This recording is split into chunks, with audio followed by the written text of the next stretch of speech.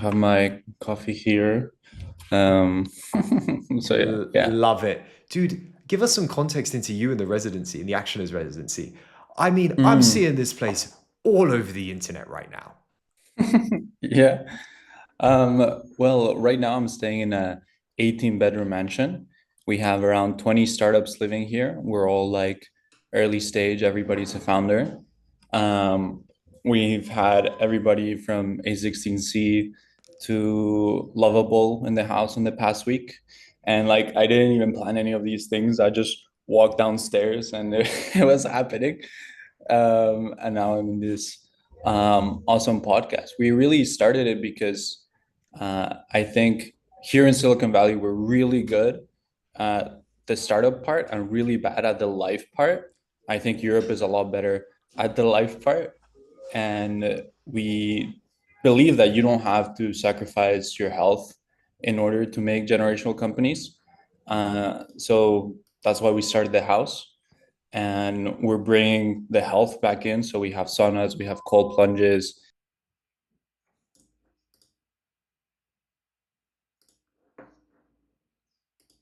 How did this all come together? Funny story because I is this network of hacker houses all around the world, and I got waitlisted, and I emailed the founder 1 hour later, and I was like, "Hey, what if I find the house, the people, and the money?" And for the next 3 months, I just kept emailing him. I'm like, "Okay, I interviewed these people.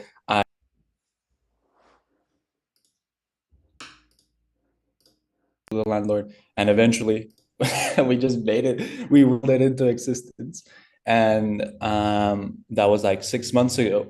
And I moved into a bedroom house, and 2 weeks ago we upgraded to this beautiful 18 bedroom mansion. That's insane. That is absolutely wild. Like, give me some context about why you wanted to be at the residency. I've heard great things. We've had Yeah, some of the people on the show that have been to the residency. Uh, yeah, why was that the right fit for you? Why wasn't it one of the other hacker networks? yeah. I think it all started when my friend applied, and she's like one of the people I admire the most. um And I've been trying to get her to move to the US for many years. So when she Hmm. applied, I'm like, oh, this is my opportunity to get her finally here. So it was a lot more serendipitous than anything. And I think that is what is so good about here. I mean, the reason why I wanted to move to SF is the density of talent is so high that serendipity happens in any coffee shop, in in your living room, like it happens everywhere. And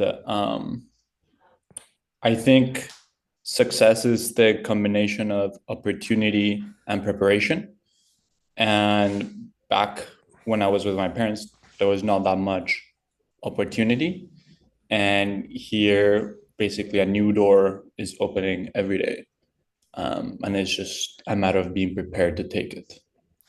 The idea of a hacker house might confuse some people. So, can you explain it a little bit to us? In the fact Very, that mm-hmm, it's very much like you don't just chuck all of these people in a house and just be like, yo, go do your thing. I feel like the mm-hmm, residency is slightly more curated than that. There's a certain type of person that mm-hmm, gets in. mm-hmm. And then why the Yeah. emphasis on action in the actioner's Mm, house? mm. Yeah. So there's actually like a pretty long application process. There was like about 900 applications. We Did you accepted say about 70. 900? Yeah. What the hell? 900 people applied to our last batch. So people stay in the house for 3 to 4 months. At the end of the day, we have a demo day, and everybody presents what they've built in the last 3 months. Um, and entrepreneurship is like running in the sense that I can't teach you how to run. Like I can, but at the end of the day, you have to run it yourself. So say that a bit differently. I doesn't matter how many books I give you, how many videos I give you. At the end of the day, you have to run yourself. Hmm. And it's the same with entrepreneurship. Like no matter how many fireside chats or how many videos, like eventually you have to do it yourself. And it's helpful to have other people running beside you, and you're like deep into the marathon and you're like, I hate this, and you turn around and the guy's still running with you, or you're like, okay, maybe I'll keep running. So I think that's the most valuable thing out of everything. It's just entrepreneurship is a really lonely thing, and just turning around and seeing like someone that's been there since 6 a.m. and it's 6 p.m. and he's still there. You're like, okay, I can keep going. Uh, that's a little bit. And action, um, yeah, I mean, that's how the house started, right? Um, I got rejected and I took action. And our we're building a new word. Danny, who helped me found this bigger one, it was his idea. And the same way that there's investors, builders, she was like, let's invent a new word. Let's invent actioners. And that's how the name came about. Yeah. And it's the idea that people take action. It's not you just sit around Yeah. and wait for it. So you don't just build, you are actively, consistently taking action in every course of your life. Yeah. Yeah. I think like everybody has dreams, right? Like everybody's like, oh, I want to go to space. But actually, are you actually building the rocket? I think like that's the distinction we make.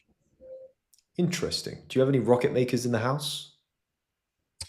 We have one that is building prompt to aircrafts. So What like the you do hell? it and it makes a 3D model of an aircraft.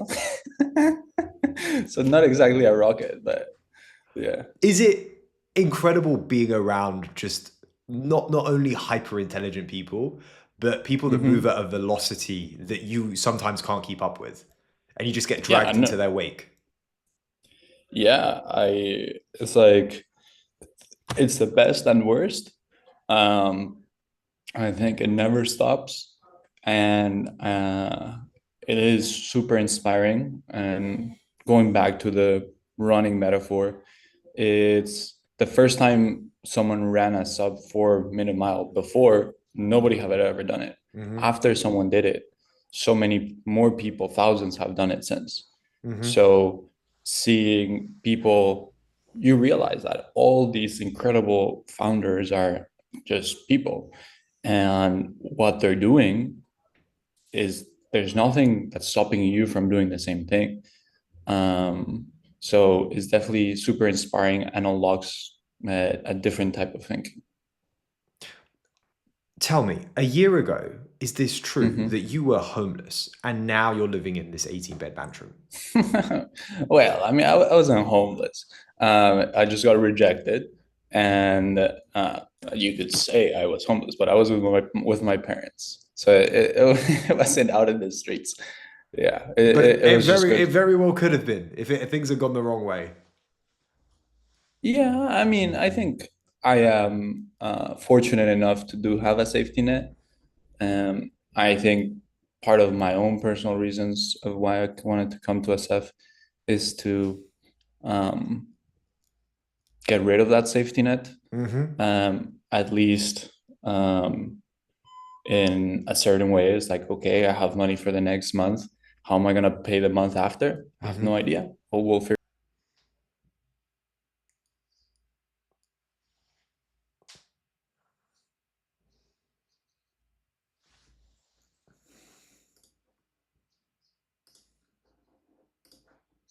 factors force me to be successful. I imagine you get a lot of European founders potentially showing up or coming into Mm-hmm. SF. I'd love Mm-hmm. to get your take on our culture and how Mm-hmm. we operate. Because obviously the Valley is a bubble in and of itself, right? It's Mm-hmm. an ecosystem you can't even begin to try and work Mm-hmm. out. You just live in it, right? It's like Mm-hmm. don't try and figure out what this is. Just go with the Mm-hmm. flow and get on with it. How do Mm-hmm. you look at the other side of the pond when we come over and we integrate into the ecosystem? What do we Mm-hmm. do well, and what do we not Mm-hmm. do well? Mm. I saw this post, which I think is very true, that in Europe, you have to be careful of people that put down your dreams, right? So you say like, hey, I want to do this amazing thing. And they're like, no, it's not possible. right? Like you're wasting your time. Versus in the US, here in Silicon Valley, you have to be careful of liars, right? Hmm. Of people that say, like, oh, I can measure all your DNA from one.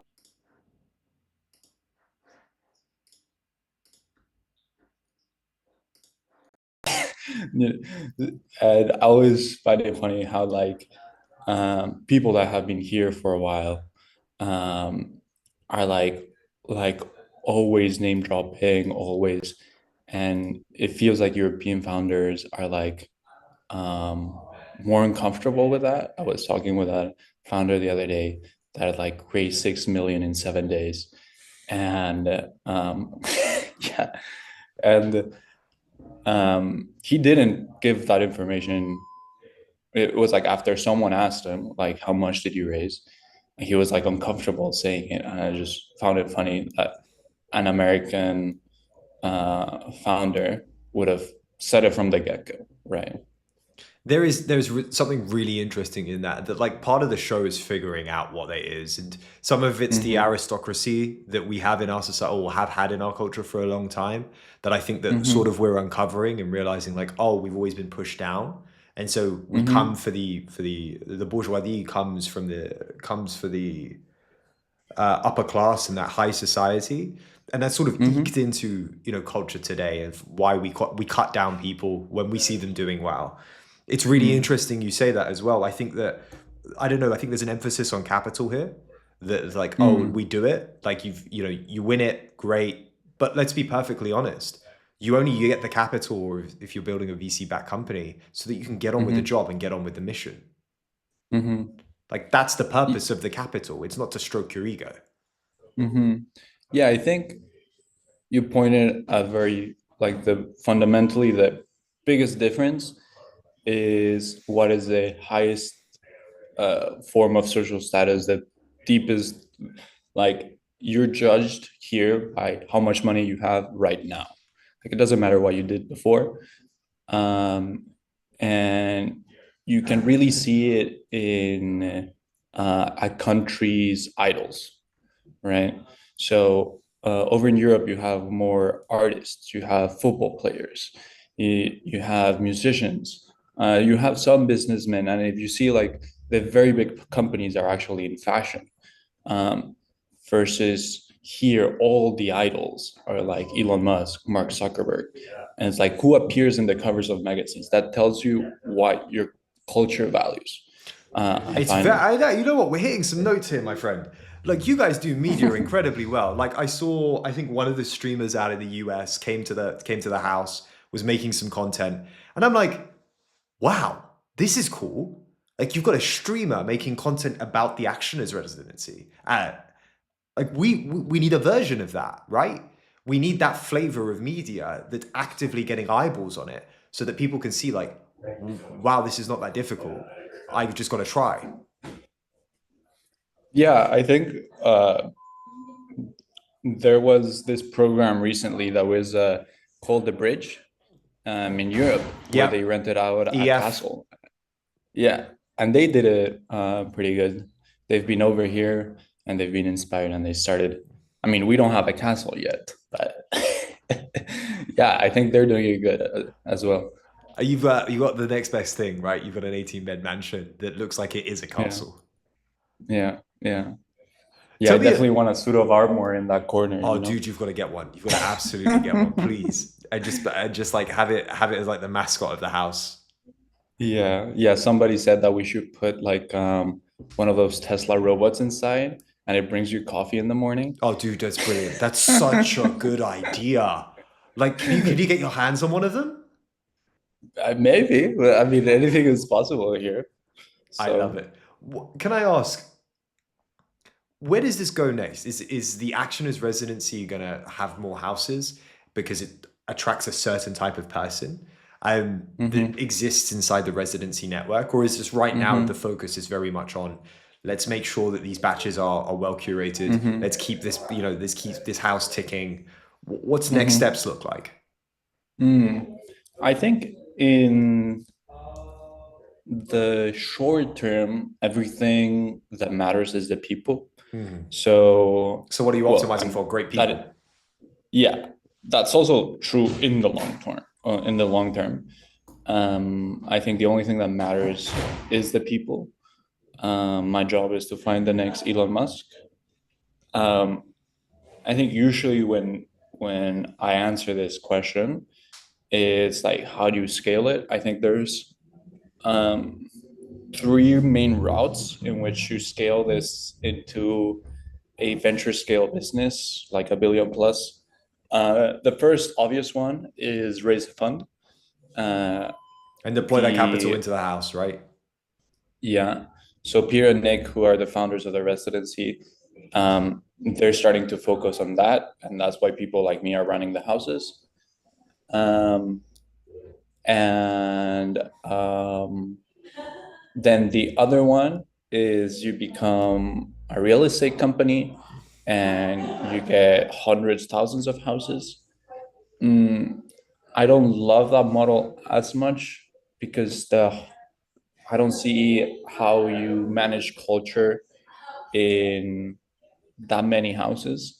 I think almost by definition, if you're looking for exceptional people, they'll be out of the norm. So having thousands of houses means You run maybe you into the don't have almost the it. Soho House problem where Yeah, everyone's invited in. right. I think the third one is a college campus. I Ooh. don't like skyscrapers because they divide culture. You want to I flatten it know out. that yeah, I like the goal of the residency as a whole is to accelerate innovation. We believe that college is broken, right? So, going back to the running metaphor, school is only teaches you the books, right? How to memorize stuff, how to do things repetitively. Doesn't teach you how to do your own stuff, the know-how.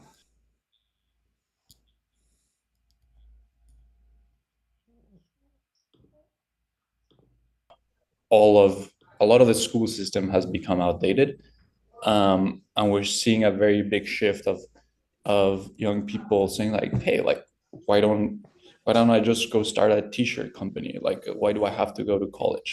Right? It's like I'll be at the end of 4 years with a writing degree, an English degree, and it's like what do I actually have? Why don't I just write a book instead? Right? Uh-huh. And I'll learn by writing the book. That's the idea behind the houses. And that is also why a college campus makes sense, but the capital to buy one is like insane. How much So does a we'll college see. campus cost these days? The problem is the endowments. I don't think there's a price. So I think you would, I haven't looked at it. I know the HF0 people have, and it was too expensive for them. And the HF0 guys have way more money than we do. So, um, Very interesting. I want to ask you a question around what we've just discussed here. Why does it mhm. have to be a hyperscalable VC backed business? Isn't the beauty of the residency the fact that it's not currently?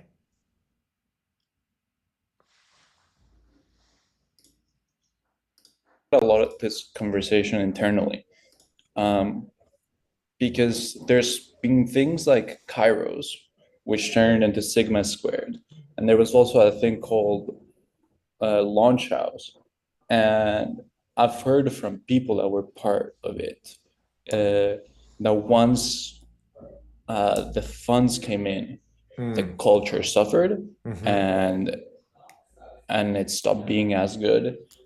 Um, so we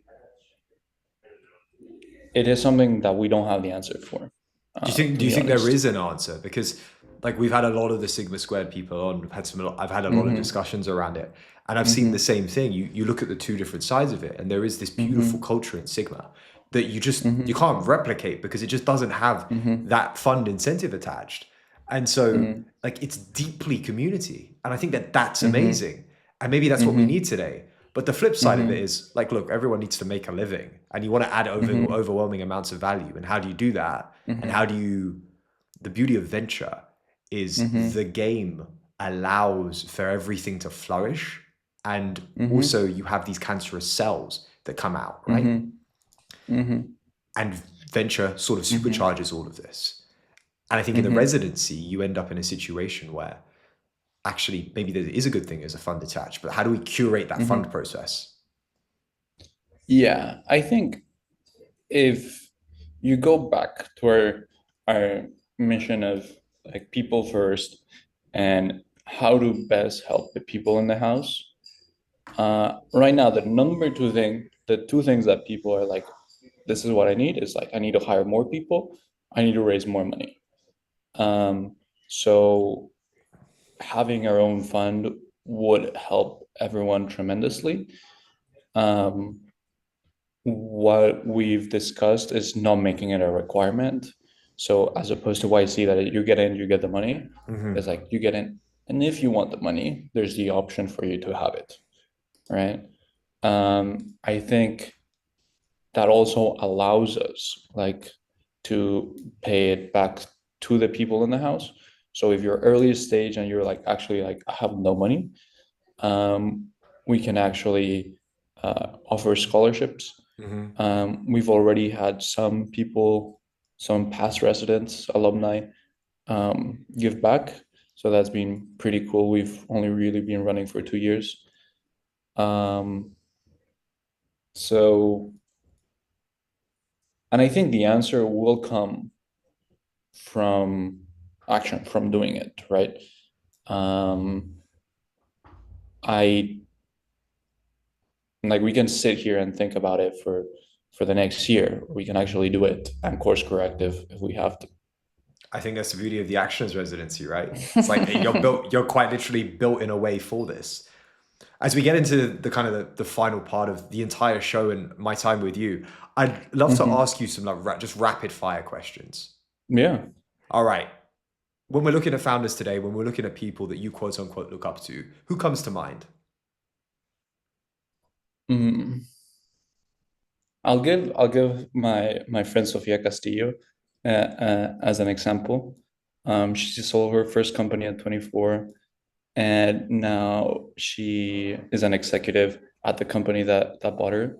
But I think what I buy the most is she's always been true to her morals. She's like the best people person I know. And I think here we idolize uh, money as the ultimate goal.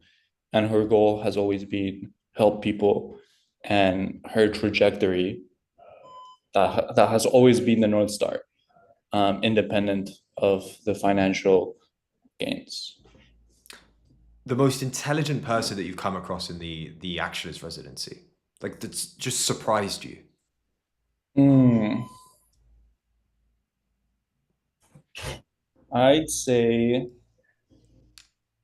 um, I mean, there's so many, but I'll just pick one. Karthik. He is building glasses so that blind people can see. So it tells them what What? they're seeing. Yeah. That's insane. Yeah.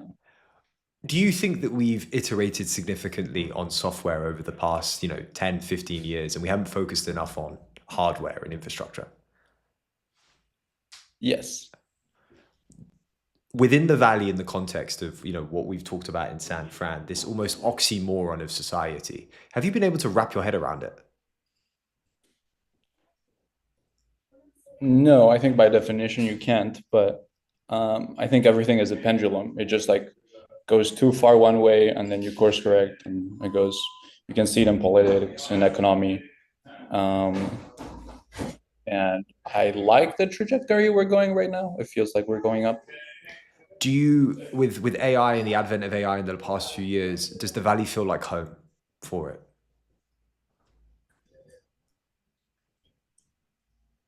I think it's the place that support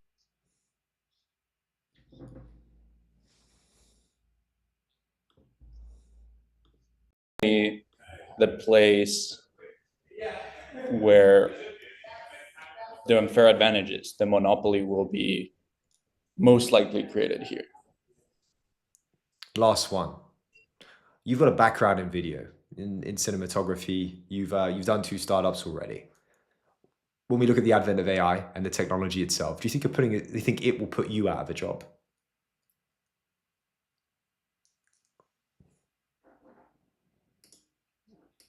Agency. So the same way when I was a film director, you have your cinematographer, you have your writer, you have your sound, you have your actor, you have the set design, and all of those people are better than me at what they do, but they're all going in different directions. My job as the director is to tell them we're going one direction. So if we put AI as like, okay, AI is doing these separate jobs, it still needs something to give it direction. And by definition, AI or LLMs are average, right? Because they're predicting the next most probable thing. So if you're trying to create something new, no, it won't take your job. My friend, this has been an absolute pleasure. Thank you so much for getting up and doing this with me. I'm looking forward to Yeah, checking back in and seeing the chaos and the innovation that comes yeah, out of the Actioners residency. You got to bring one over yeah, to the UK for us. yeah, yeah. There, we will. Sebastian, thank you so much for the time. Thank you very much.